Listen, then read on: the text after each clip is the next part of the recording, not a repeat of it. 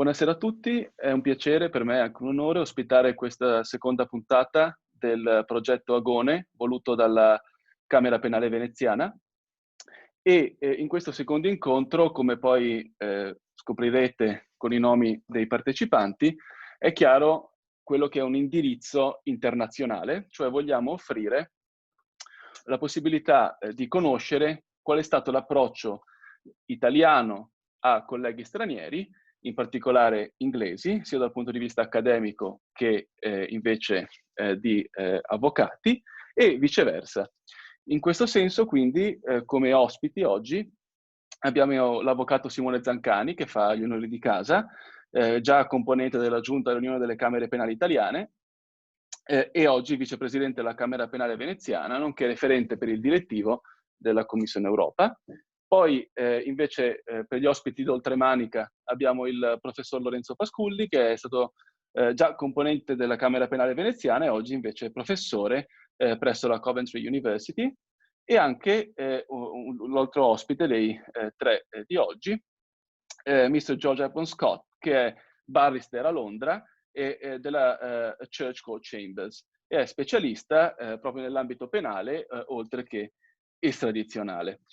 Quindi il tema di questo secondo incontro verte sempre sul rapporto tra la pandemia da Covid-19 e l'amministrazione della giustizia penale.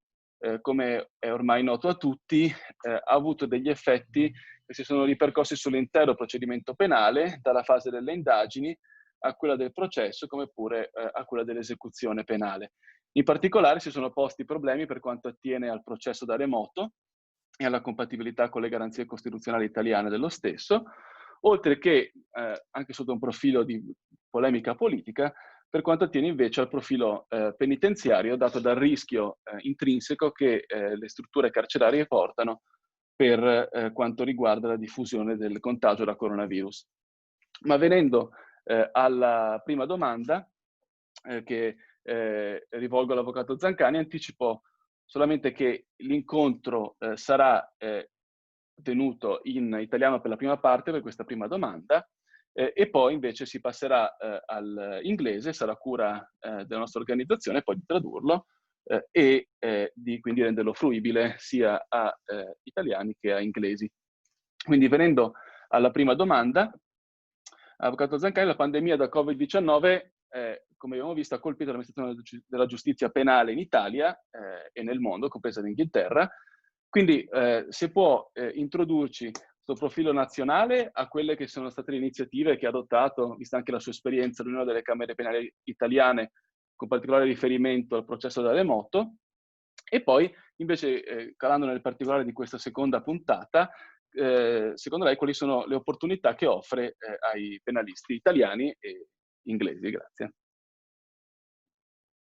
Sono io che ringrazio te, Gianmarco, sono io che ringrazio Lorenzo e George, sono due amici, due persone con cui ho avuto il privilegio di lavorare, due persone che hanno accettato di partecipare a questo nuovo clip di Agone, che è questo progetto della nostra Camera Penale, che vuole in qualche modo dare una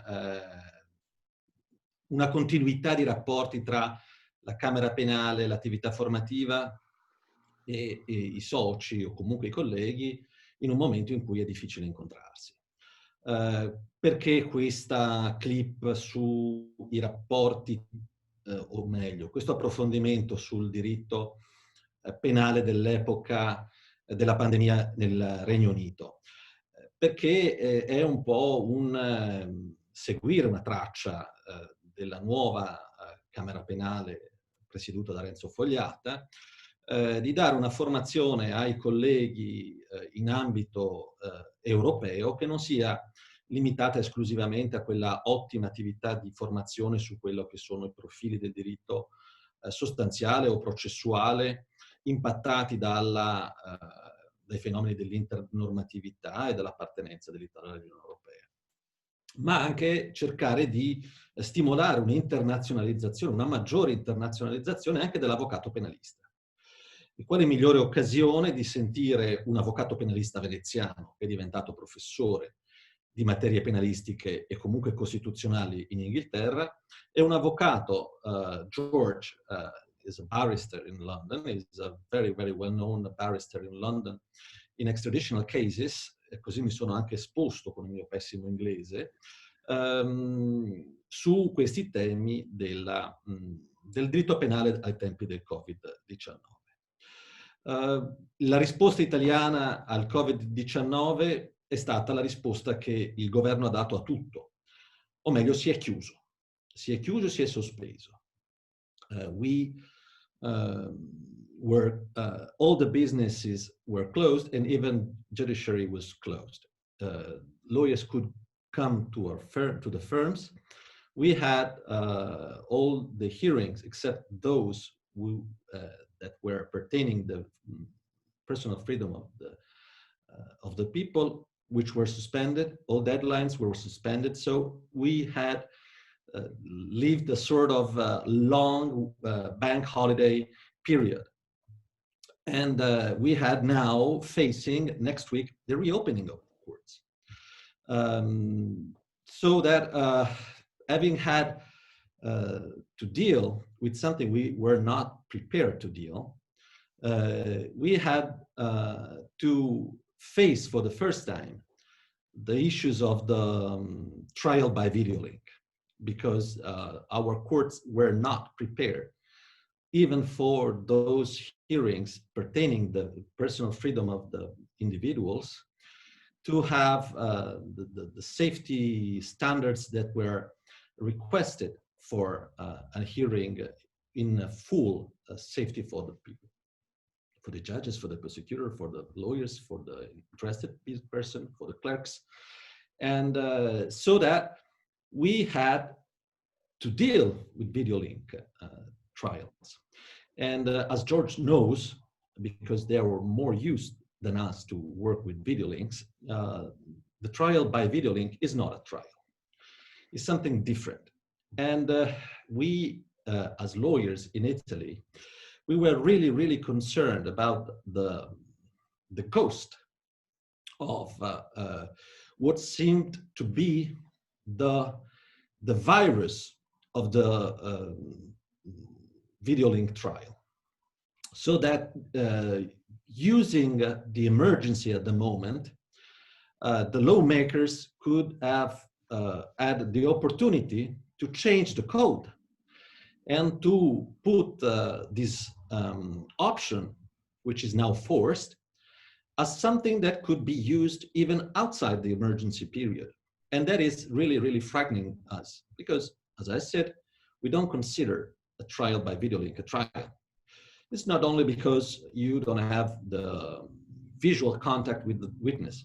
It's because everything it has, it's all different. It's the contact, the physical contact with the parts, the witnesses, the rhythm.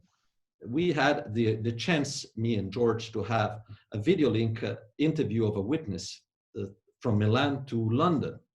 And it was impossible to have rhythm in asking questions to the person, because the video link slows down everything. So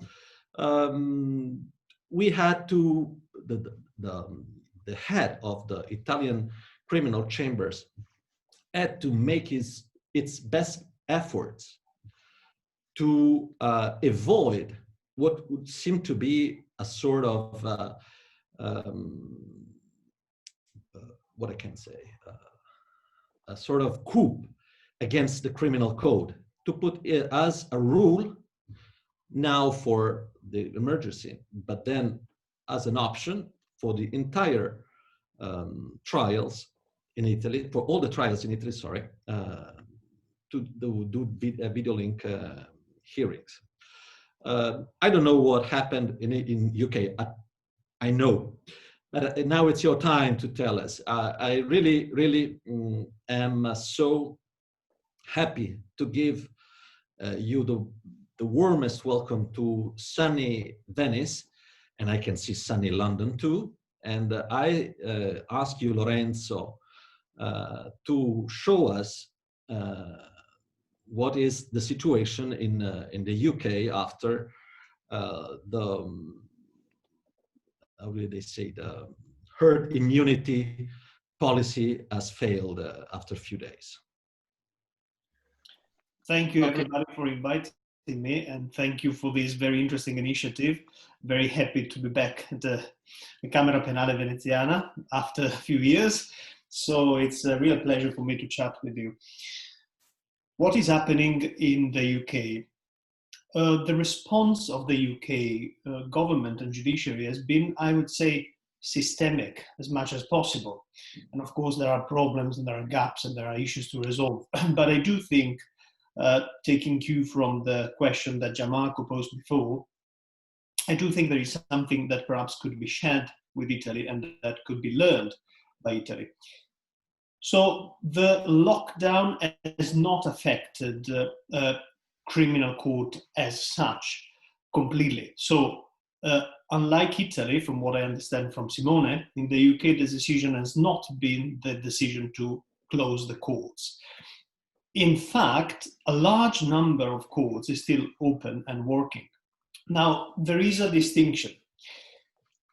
159 courts out of roughly 450, so the vast majority is open to the public.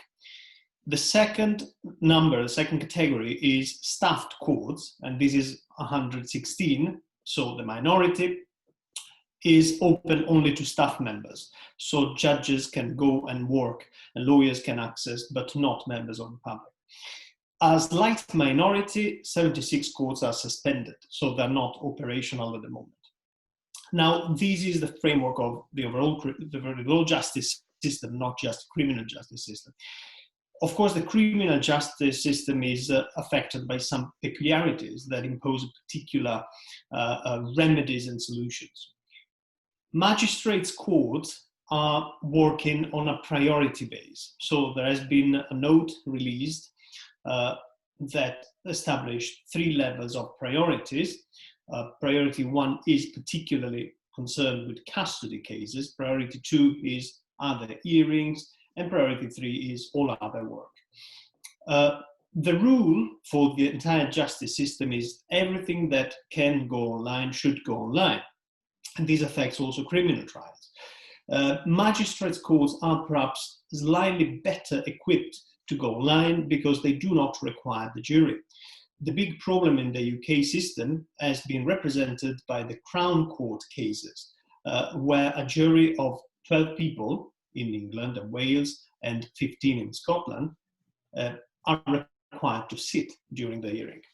So what is happening there? The situation is much more complex. The new jury trials, since the 23rd of March, if I recall correctly, have been stopped. So there are no new jury trials coming up. The ongoing trials are left to the discretion of the judge. The judge has to assess whether it is possible to speed this trial and try to conclude them. And in doing so, they will have to adopt all a series of measures that have been imposed on courts about hygiene, cleaning, social distancing. So it's extremely complicated. Now, there is a working group that I think is called the Jury Trial Working Group, who is trying to work and establish solutions for the jury trial, which at the moment is the greatest, I think, worry and preoccupation. Together with this kind of judicial set of remedies, the prosecution as well has adopted some substantial measures. They have enacted some guidelines for prosecutors on how to deal with cases in order not to, I would say, clot the system, not to clog it and not to have too many cases one after the other. Again, the protocol, the guidance issued by the prosecution service, the Crown Prosecution Service, has been based on priorities. So there is immediate priority cases, which are cases that require custody, or cases that are related to coronavirus. So even, I would say, not very harmful offenses are immediate priorities if they're related to the virus. So for instance, breaches of coronavirus-related regulation. Then there is a second class, which we could call high priority cases, but they're not immediate priority. These are cases that do not entail custody, and they're generally serious offences that still do not require any custody. And the third level is other offences. Other offences can be any kind of offences, including very serious ones that for some reason are not considered to be a priority. So one instance is organized crime, serious fraud. These are massive offences that are being investigated perhaps since months, years, and they do not represent an immediate priority. So in parallel to the readjustment of the court system, the prosecution is trying not to engulf, I would say, not to block the machinery of the judiciary with too many cases. So they're organizing them in priority. Now, I always like to have a look more from the top of things, and more holistic if you want. And so I didn't stop my research just on the justice system, and I went beyond. What I think is very important for Italy to learn, because as far as I remember, this is something we're not really strong at doing, is the research first, and secondly, the communication, which is done by the British government in order to facilitate access to justice, even during these, I would say, exceptional and surreal times. So, as far as I could see, there is very good messages online on how to access courts, how to access video links or remote trials for witnesses, for people involved in trials, for the victims. There is a number of guidance that has been released by the judiciary. There are constant updates every day on the functioning of the court service in general, not only criminal courts. So communication has been a key factor in the UK. This is not limited, I would say, to the criminal justice system. I think in the entire response to the pandemic, the idea of communicating and trying to involve people has been fundamental. Now, it is not up to me to comment whether this has been successful as a communication or not, but I do think there is a lot of value in trying not just to do what is right, but also to convey that that is right and to explain people how to react to these new measures and remedies. So everything is very accessible. It's very intuitive to understand. This is one prerogative of the British government. They have this website, which we don't have in Italy, gov.uk, which is a portal where you can find very easily readable and accessible information on everything you need to know about your administrative life or your relationship with the government. Another thing Italy can learn is the Crown Prosecution Service guidance. This is not exclusive to coronavirus, but in this moment is proving essential to guide prosecutors on what to do and what not to do. We do have similar things in Italy, but I do think that the centrality of the Crown Prosecution Service to England and Wales is particularly unique, I would say. I think that in Italy, the entire distribution of priorities is a bit more fragmented throughout the Italian territory, and different procure operate in different ways. I think a central coordination is very important in moments of crisis. The final point is, of course, research, which I mentioned before. The Institute for Government has just released a very extensive report on the impact of coronavirus on the entire system of justice, and there is a very, very commendable approach, which is called the systemic approach. So they try to address the consequence that reshape each element of the justice system can have on the other elements. So now they're increasing police. This seems to be a nice piece of news. You say, wow, fantastic, we have 20,000 policemen more than before. Great. But then the problem is, if we have more policemen, then we might have more crime detected, more crime investigated, and more work for the courts. So this report is trying to assess the kind of law reform that are being introduced to the justice system and the financial reforms and coronavirus, and how the two impacts can kind of affect each other. This is something we need to do in We need to have, I think, a much more research-based approach to criminal justice in general, and not only to crime, I would suggest, but to criminal justice as such. So this is basically my short overview. If you have any questions, I'm very happy to answer. Following from this, thank you very much, Professor Pasculli. Mr. Zancani said that the Italian approach from the lawyer's point of view has been that of an outright rejection of the very concept of remote proceedings. Do you think that is the case in the United Kingdom, or do you think there is room for openness towards this concept? Do you think that the Anglo-Saxon way of doing trials, except obviously for jury trials during the pandemic, actually leaves room for remote proceedings, or is it just remote chats without actually any hearings taking place, in the sense that not actual hearings, as in proper hearings? Is this for George? No, that's for Professor Pasculli. Thank you, Gianmarco. So, if you ask my opinion, well, the fact is that the justice system has moved towards remote trials as much as possible during the lockdown. So, if you ask me what is the fact about the official position of the judiciary, is that the judiciary, in all possible messages, is encouraging remote trials as far as possible. So, this as far as possible is a clear indication, and the Lord Chief Justice reiterated this indication, that there are situations, particularly in criminal justice, in which the remote trial might not work. It is up to the discretion of the individual judge or court or tribunal to assess whether there are sufficient facilities to allow all the rights that are involved in a criminal trial to be completely deployed and respected. So this is the factual situation. If you ask for my opinion, from reading some commentaries and some opinions online, I would think that this might be a big step towards the future.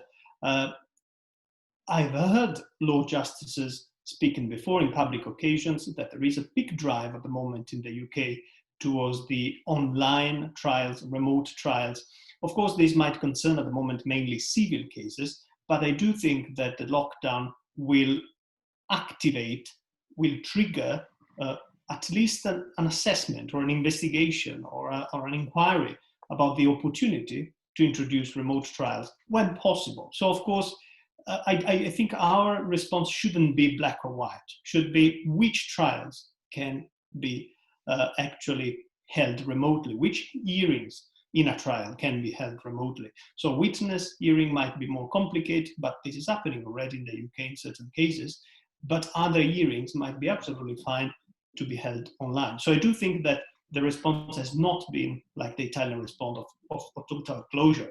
On the contrary, it's been a response of exploration. So, well, let's take the opportunity to explore what we can do with this remote trial, and perhaps it will remain in the future. Thank you very much. Now, moving on to Mr. Hepburne Scott. As an expert criminal justice and extradition practitioner, what is the impact that COVID-19 has had in your professional activity? We've seen the academic side from Professor Pasculli, but what's going on in the courtroom? Are you actually accessing the courtroom, and are there any remote hearings taking place? Hello there, can you hear me? Yes. Hi there, sorry, one moment, I'm just going to have to move.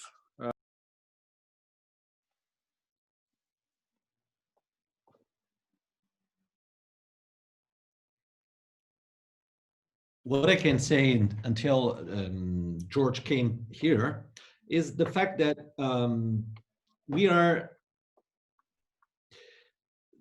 our attitude towards the Italian lawyers' attitude towards the remote trial is widely influenced by the fact that we have other judges and other judicial system than the UK. we have different, a totally different perception of what the judiciary is in Italy than what you think it's in the UK. No, but I can see that George has come back, so Yes. I got the word. Okay. Hello there. Sorry, I had to relocate. So now I think there's a very important distinction to be drawn between a jury trial, where you have 12 members of the jury, and other trials. For example, extradition proceedings. They have been proceeding, in my professional experience, as much as they possibly can, not the actual extradition hearings, but a number of preliminary hearings, the initial hearings, and lots of adjourned hearings, but they haven't had any actual extradition hearings yet. But as of Monday, that's changing. So they are now, as of next week, the Chief Magistrate of England and Wales has said she wants them to carry on as much as possible. They've been trying to access this thing called the cloud video platform, and that's happening with varying degrees of success, where I think there's a difficulty accessing the prison to get the prisoners linked up. I don't think there's a problem with the lawyers. I think it's like a Zoom platform, but it's more secure, and it's a government endorsed platform. So that's being rolled out. And I think for extradition hearings in particular, that's easy to do, really, because you generally don't have much witness evidence. You may have the requested person, you may have their partner. A lot of it is legal, a lot of it's technical, a lot of it's subject to written arguments or legal submissions by lawyers. So these type of hearings lend themselves to remote hearings. That's what we're envisaging is going to happen. There's no real difficulty from my perspective or among my colleagues about that. Where there is a huge distinction to be drawn is between the jury trials and the Crown Court. And as I understand it, they've been completely frozen, as the professor said. They've been completely frozen. And I think there are two starting or resuming in the Old Bailey, Central Criminal Court, in large fraud trials next week.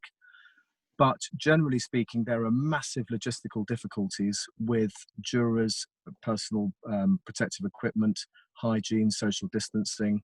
Logistically, they're looking at venues, and I think the senior judicial working group, which the professor mentioned, are looking at ways in which they can find buildings and either use 2 courtrooms or use sports centres or use massive other buildings. They're looking at the logistical challenge of about 20 people involved in a jury trial, from the jurors, the clerks, the judge, the lawyers, the litigators, the witnesses, the ushers, etc. They're looking at, it's an absolute nightmare, frankly, to have a socially distant policy in that scenario, because people are, especially in the old courts, they're sitting in very close proximity in these old-fashioned jury boxes, practically squashed in together. So it's a logistical nightmare, frankly, for the judiciary. But one thing that the Criminal Bar Association has been absolutely adamant about from the outset of this crisis, and quite presciently really, was to say, we will not forego jury trial, we will not reduce the numbers of jurors.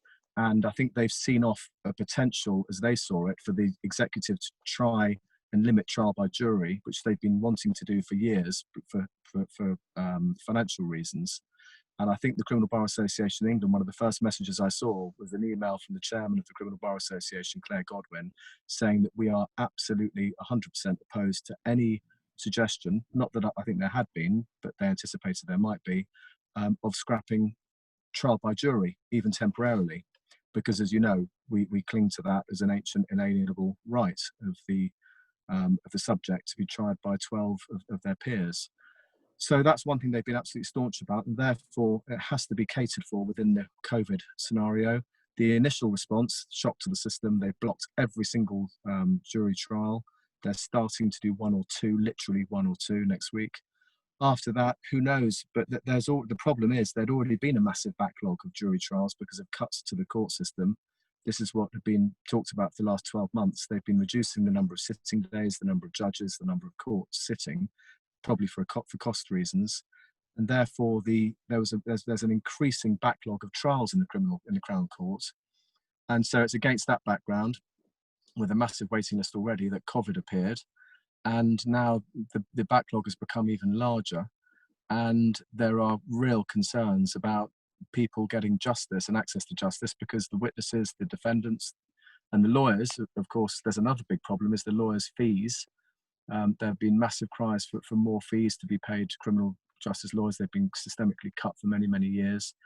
And one of the main themes that I see emerging from the discussions that I had between the senior members of the criminal bar and the judiciary and the government is the issue of lawyers' fees, because lots of criminal practitioners, they think, will not be able to function through this because the various economic bailout measures that they've put in place have not dealt with self-employed lawyers who aren't earning very much and who are below the relevant thresholds for grants, etc.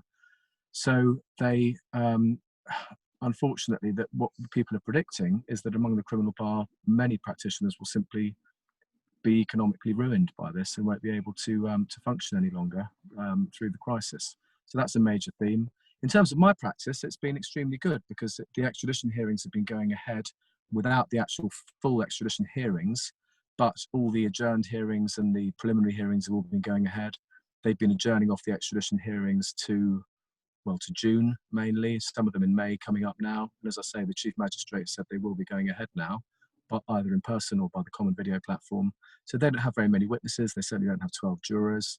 They're, we predict, likely to go ahead, and everything will start, the throughput of work will start to carry on next week. And there's no real difficulty with that. In terms of the High Court appeals on extradition, they've been going ahead by Skype for Business or via telephone hearings, which have gone really well. The High Court judge I've had a few hearings in front of recently, in the beginning of his ruling, he says that he's content that the hearing being conducted by Skype is necessary and proportionate and therefore doesn't infringe anyone's liberties. And I think that's going to be an ongoing theme as to whether it's necessary and proportionate once COVID goes. It's certainly very convenient for lawyers. It's very convenient for me not to have to go to London. I can do it by the telephone at home or in my office down here, so it's much easier. I think moving forward, it's been a shock to the system. It's forced us to utilise the technology that was there before, and it will be used beneficially in the future for extradition hearings, I'm sure. One thing about existing arrangements for video link, trial by video link, we've only been doing that really for, initially just for vulnerable witnesses, child witnesses, and that started being used a lot more in the Crown Court. That was seen by some practitioners as a benefit to defendants because, for example, just speaking practically as a criminal practitioner, historically, a witness who's not in court can sometimes have less of an impact on a jury because they're not there in person, and they're more sort of detached and a face on a screen rather than a three-dimensional person with emotions in front of them in the jury box, in the witness box. So I think obviously there are problems with the case that Simone and I did. With that witness, there was a problem with the link. There was a problem not so much with the link, with the translation and the delay. I think it's made more difficult when you have to translate the questions and there's a link. That can be more difficult, I think, than that have less impact than the cut and thrust of someone in court. But typically, with our witnesses, with child witnesses and so on, you want the jury to have as minimum contact with them as possible, really. And there was a thought that actually it benefits you not to have them in court for some critical witnesses. But that's really what I'd say in terms of the overall themes that I've experienced from coronavirus impact. I think everyone's working incredibly hard, doing all they possibly can to make it work. But the big problem is for criminal practitioners, and I'm not counted among that now. I'm exclusively extradition, have been for 2 years or more. So frankly, it doesn't concern me, but a lot of my colleagues have got enormous financial problems being self-employed, not having these Crown Court trials, which was their majority of their money. So that's a major, major problem at the moment for criminal practitioners in England. And if anyone's got any questions, more than happy to answer. Yes. Following from what you said on extradition and speaking more specifically about European arrest warrant proceedings, yes. This pandemic occurs at a time where there is major changes in the United Kingdom, speaking of a Brexit more specifically. So the question is, are European arrest warrant proceedings still being held? And if so, under what provisions of the withdrawal agreement that was signed by the UK government and the European Union? Well, European arrest warrant proceedings are still going ahead under the framework decision currently, and under our implementing legislation, the Extradition Act 2003, in exactly the same way it's always been. Come the 31st of December, there are transitional arrangements, and I have to say, I only got the question, no criticism, but about 15 minutes before I came on video, so I haven't looked up the relevant provision, but I know there is a provision. I can't put my hand on exactly which one. Maybe I'm sure the professor may be able to help me, but there is a provision that says that all existing extradition European arrest warrant cases will carry on from the 31st of December, because of course that's a question lots of clients ask. They say, well, are we going to be set free after 31st of December? And we have to say, no, sorry, there are transitional arrangements in place whereby all existing EAW cases will continue. Any new cases will be under a whole new scheme, which is that the executive will be involved rather than the judicial authority. And that's going to be a whole brave new world that we'll have to contend with after the 31st of December. But as far as existing ones are concerned, both now they're carrying on as they always have done. After the 31st of December, existing ones will carry on. Whether there'll be legal challenges to that, I don't know. If there can be, I'm sure there will be. But the withdrawal agreement does provide that those existing EAW cases will just continue as before until they're concluded. Thank you very much. And now we have a final wrap-up question for Avvocato Zancani. So given what we heard today, both from Professor Pasculli and Mr. Hepburne Scott, do you think there is any lesson that Italy could learn from the English approach? And is it also true that perhaps the Italian approach could give some useful ideas to other countries, including the UK, in order to deal with the administration of criminal justice during the COVID-19 pandemic? Well, to answer frankly the second question, I would say no. I don't think that it's the easiest way, our way. And hearing George and Lorenzo, I had the chance to hear something which is quite familiar to us, like the financial crisis which all the lawyers are about to face, even here in Italy, of course. Because of this crisis, this suspension that will have the outcome, the fallout in the next months, to have the courts packed with lots of hearings for lots of trials that cannot be dealt. So at the end, everything will be like delayed and delayed and delayed, and no trials for a long time. Seems that lots of trials will not be carried on properly for at least 6 months. This is the provision that we have. And so judges are still starting to delay the hearing in this period to March 2021. June 2021. This is, the financial crisis that we hope not, but we are about to face. It's almost the same as in English. There are differences. When I hear about, the priorities given by assessment by the Crown Prosecution Service at a central stage, and information and evidence-based reforms or platform of reforming, it seems to me like science fiction, because we have, as Lorenzo knows, the idol of the due persecution of every crime here in Italy. We have this constitutional article that says that the prosecution service in Italy should persecute any single crime, whatever the priority it is, whatever the gravity, the offense, they have to do with every single crime they have news of. The priority system in Italy is not central, it's not even in a peripheric position. Every single Procura della Repubblica is a Republic Prosecution Service. Every single magistrate can decide whether or not, and he cannot forego the prosecution of a crime. So that we have this situation where, to make everybody equal in front of the law, because of course the obligation of prosecuting any crime is a sort of application of the equality principle. So to make everybody equal in front of the law makes everybody equal in front of the single magistrate.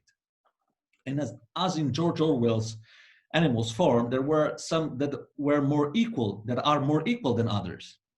And all depends on the prosecution service and the single magistrate. So what we should learn from the UK experience is that, we have to forego this idol of the prosecution of every single crime. And we should go in a more pragmatic way to find out at the political stage and a judicial stage, what is the offenses we really need to persecute, even from a local situation, because Sicily situation is not Venetian situation. And Bolzano in the Trentino Alto Adige is quite different from Milan, sorry. So we need to do that. But it is, in my point of view, my son's dream to do that, because we will not succeed in that, because we have, as Lorenzo knows, enormous, what I can say, pressure from the judiciary not to change that, because having had this individual power is something they don't want to lose. We had passed through the fascist regime, so that was something that we still have, we are still afraid of because of the fascist regime. But we have passed 60 years, the system is collapsing, not for the coronavirus, and coronavirus could be an opportunity, even to think about a different way of percepting the trial by remote.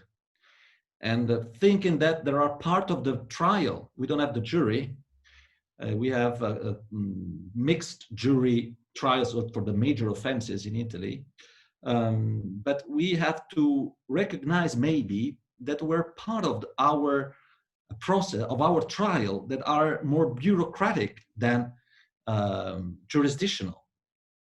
And maybe if we want to make it more flexible, we can start thinking from that.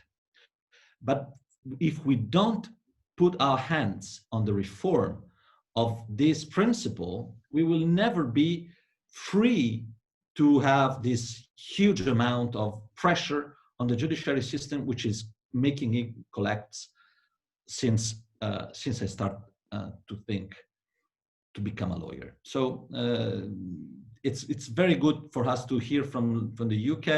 I hope this video will go on, will move around as much as possible, and that everybody can say that if you can live in a very, in the most important due process of law system without having to persecute every single offense. And you can have a very, very fair trial if you have a very, very self-confident judge, and a judge which is really the third part of the trial, which we still are missing. So this is what we should learn from them. We should always learn from the UK system. And I'm sorry, we have nothing to teach or not example really to be followed from the UK system, from my point of view. Well, can I just follow up on that briefly? Sure. I think we can certainly learn from the commitment and the passion and the expertise of the advocates in Italy. And one thing I didn't say at the outset, thank you very much for involving me in this initiative. I'm very grateful and very honoured to be here. I didn't say that at the outset. One thing I would say, that in terms of our public prosecution service, the Crown Prosecution Service, they do have a twofold test to prosecute. One is it in the public? So first of all, is there a reasonable prospect of conviction? In other words, more than 50% chance of winning. And secondly, if so, is it in the public interest to pursue a prosecution? So I'm very interested to know if there's a difference between that and in Italy. And the only extra thing is that they have relatively recently, and I mean in the last 3 or 4 years, introduced a financial consideration into that Crown Prosecutor's test.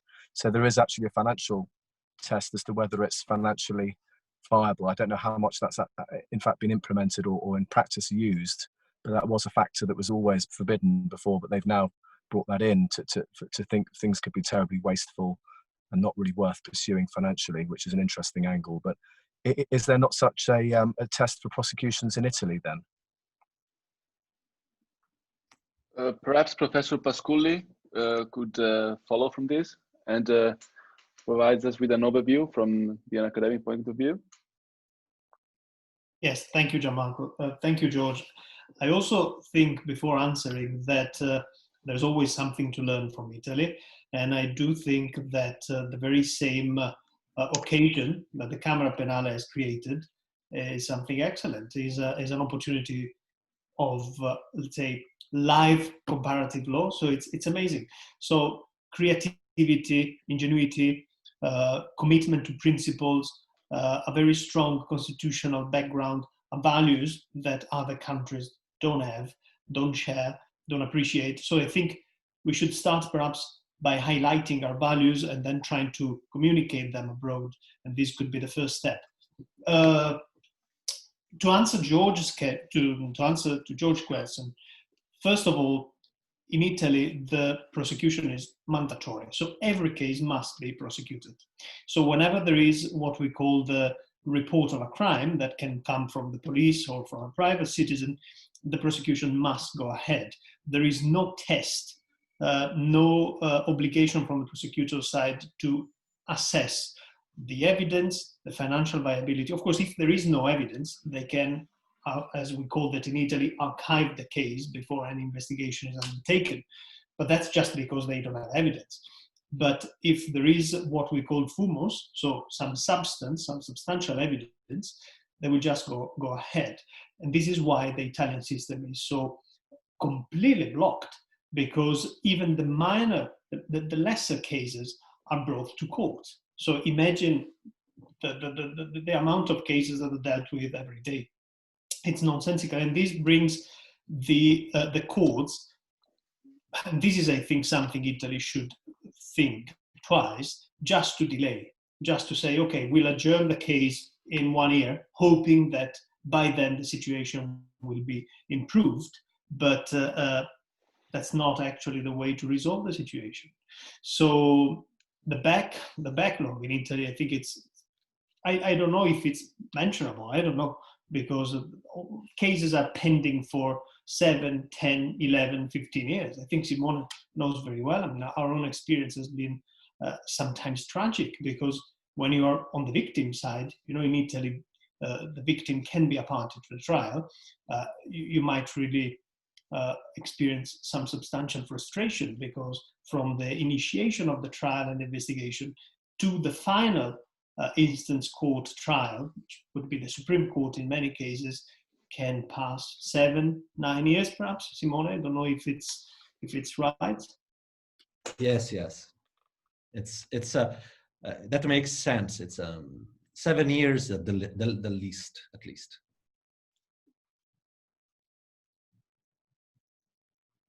So yes, this I think this is my answer. No, there is no criteria for the prosecution to narrow down the cases, and this is a big problem. I think, Simone, perhaps you might help me with that. I think the Italian Union of the Criminal Chambers, l'Unione delle Camere Penali Italiane, has tried to push some reform in that respect in the past. Am I correct? Yes, from both sides, it's almost 20 years, maybe more. From my memory, it's almost 20 years that we're showing off that this constitutional principle of the mandatory persecution is the real problem of the chaos and the disorganization of our justice system. And we have already the principle of equality. So any prosecutor can choose and can motivate whether two cases should be treated the same, or if they're different, what are the differences that will make, what are the criteria that will make one proceeding to be foregone and one to be prosecuted. Without the equality in front of the law is not treating everybody as the same, not even in the prosecution from a prosecution point of view. So the equality principle, which is the basis of our constitution, should be applied to the prosecution service, not by saying everything should be prosecuted, but every case should be dealt with some preformed criteria and applied to each case the criteria the case requests. Not everyone can cook, as Lorenzo knows. No, everyone should be prosecuted. So this is it. We have already, so it's not, when we say we have to make a step further, we have to separate the prosecution service to the judiciary system, because they are part of the same body, because they are swifting from a role to another, and we are not. The lawyers cannot be judges. It's quite difficult that a lawyer becomes a lawyer, becomes a judge because he's appointed judge. We need special reforms, and what this crisis should be, what from this crisis should be taken is that our system, the old Italian system, needs reforms. And in our point of view, that the reform of the judiciary system under the lights of this terrible crisis we're facing, it is should be taken as an option, should be taken as an opportunity more than an option. So we have been struggling for years against these things. We are saying that nobody, the Crown Prosecution Service will be never the slave of the police or the Ministry of Interior. We are about to fight against every attempt to do that. But we need to solve this problem. We need to give relief to the judicial system. It's like in England, they say, stay home, save, protect NHS, save lives. We have to say, don't prosecute any crime, preserve the judiciary system, and give a better answer to the people's interests. Wouldn't a simple way, if I can just jump in here, a simple way to do that, and forgive me if I'm oversimplifying it, but if there's a test to see there's no evidence and then it gets archived, couldn't, and to use your Orwellian analogy, all pigs are equal, but some are more equal than others, all cases are equal, but some are more equal than others. All evidence is equal, but some is more equal than others. If you could have a test whereby you say there's either no evidence or there's no evidence that would stand up to scrutiny, that case should be archived. And that would be a simple solution to the problem, would it not? Yes, this is exactly what I think, and Simone and Gianmarco might know this perhaps better than might be more updated than I am on the situation, that I think is what the judiciary is trying to do. So the judiciary is coming up with non-legislative solutions, so practical solutions, protocols, practice, guidance to try to dodge this obligation. The major obstacle to this, though, and I have to say that sometimes the bar is upset by this triangle, these attempts, these moves from the judiciary, is that we are a civil law system.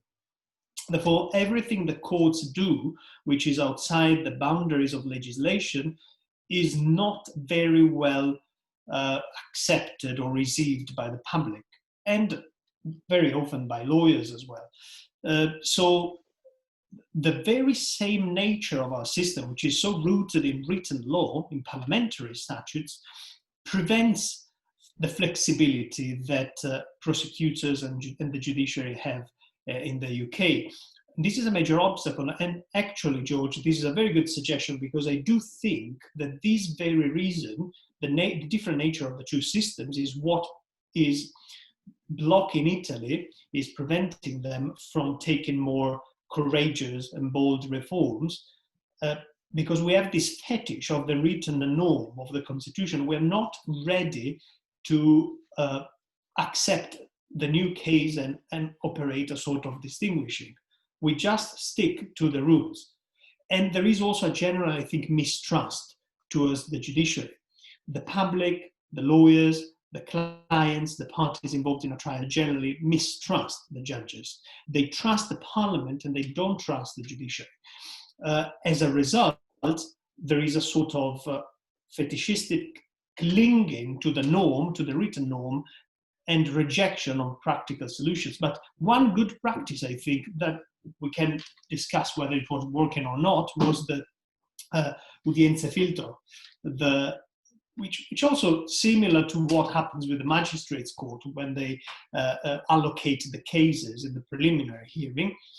The judges were trying just to remove trials that were arrived for one reason or the other to a dead end. But this was, of course, frowned upon, because it was not necessarily in line with the previous experience, with the legislation matured in many centuries. So this is, I think, one of the difficulties of the Italian system, as much as many other civil law systems. I do think that the future will be a more common sense law. So we should, I think, move away from this fetish and understand that the judiciary has to resolve practical problems, not just abiding by laws that might have been written centuries ago, might not be adequate anymore. And if the constitution needs to be reformed, it must be reformed. One of the advantages of the UK is the written constitution, which allows for much more adjustability and evolution in time. While in Italy, the rigidity of the constitutional text required very, very strong majorities in parliament. So it's really difficult to achieve.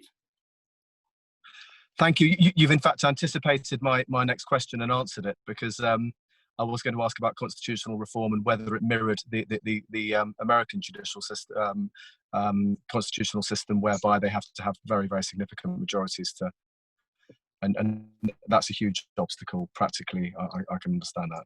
Yeah, very, very interesting. A very interesting insight into the Italian system for me, an educational one. Appreciate that. Okay, so thank you all. I think we have reached a level of insight into the Italian and also the English systems, which is quite interesting. I mean, from both perspectives. And so what started as a discussion upon the answer that the Italian and the British government provided to the COVID-19 pandemic in the relation to the administration of justice has evolved into a comparative perspective of what the main issues at stake are in terms of prosecution and the role of the lawyer, the prosecutor, and the judge. So I think this is a great example of collaboration among colleagues and also academia across the channel. So I thank you for taking part in the second installment of the Agone project of the Camera Penale Veneziana. And I look forward to perhaps meeting you in person when all of this will be over, hopefully soon. So I end the second installment of Progetto Agone now. Thank you very much to all.